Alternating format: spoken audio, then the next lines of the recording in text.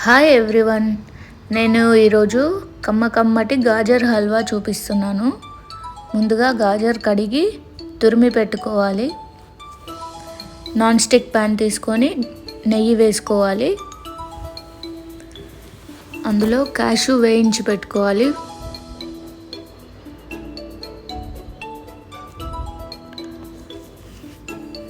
చూడండి, golden brown అయ్యాయి కదా. ఇప్పుడు తీసి గిన్నెలో పక్కన పెట్టుకోండి.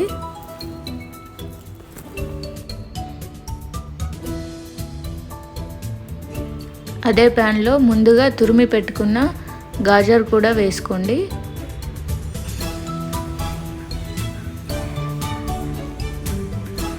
వేసి మంచిగా మిక్స్ చేసుకోవాలి. కొంచెం కలర్ చేంజ్ అవుతుంది అండ్ పచ్చి వాసన కూడా పోతుంది. అలా పచ్చివాసన పోయేదాకా వేగిన తర్వాత మూత పెట్టి 5 to 10 minutes మంచిగా ఉడకనివ్వాలి.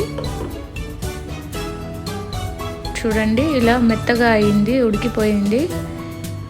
ఇది ఉడికింది తెలియాలంటే కొంచెం తీసి తిని చూడండి, మెత్తగా అవుతుంది అండ్ కమ్మటి వాసన కూడా వస్తుంది.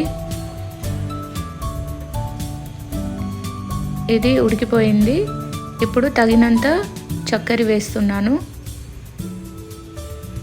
చక్కెర వేసి ఆ చక్కెర అంతా కరిగిపోయి గాజర్కి పట్టేలాగా మంచిగా మిక్స్ చేసుకోండి. కొంచెం వాటర్గా వస్తుంది. ఆ వాటర్ అంతా పోయే వరకు మంచిగా వేయించుకోండి. నాకైతే ఇలా ప్లెయిన్గా ఇష్టం, పాలు పోయక ముందు. సో అందుకని కొంచెం వేరే బౌల్లోకి తీసి పెట్టుకుంటున్నాను నేను.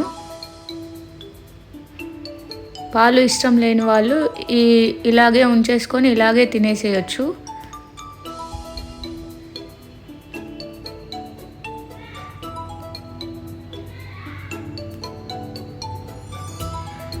ఇది కూడా చాలా బాగుంటుంది ఇలా కూడా. ఇప్పుడు చిక్కటి పాలు, మేగడతో ఉన్న పాలు వేసాను. వేసి మంచిగా మిక్స్ చేసుకోవాలి. పాలు మేగడ అంతా కలిసిపోయేలాగా మంచిగా మిక్స్ చేసుకొని కలిపి మూత పెట్టి ఒక 5 minutes ఉడకనివ్వాలి పాలలో.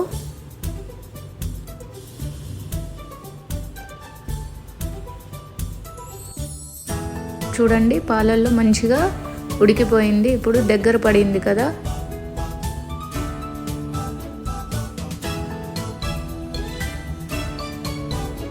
ఇది రెడీ అయిపోయింది. ఇప్పుడు ఇందులో ముందుగా వేయించి పెట్టుకున్న క్యాషు వేసుకోవాలి. క్యాషు వేసుకొని ఇలా వేడివేడిగా సర్వ్ చేసుకోవచ్చు. లేదు అంటే ఇప్పుడు సమ్మర్లో ఫ్రిడ్జ్లో పెట్టుకొని చల్లగా కూడా సర్వ్ చేసుకోవచ్చు. ఎలా అయినా చాలా బాగుంటుంది. రెడీ అయిపోయింది మన కమ్మని గాజర్ హల్వా. మీరు కూడా ట్రై చేసి చెప్పండి ఎలా ఉందో. నాకైతే చాలా నచ్చింది, చాలా బాగుంటుంది అండ్ ఈజీ కూడా చేసుకోవడం. Thank you for watching. Bye.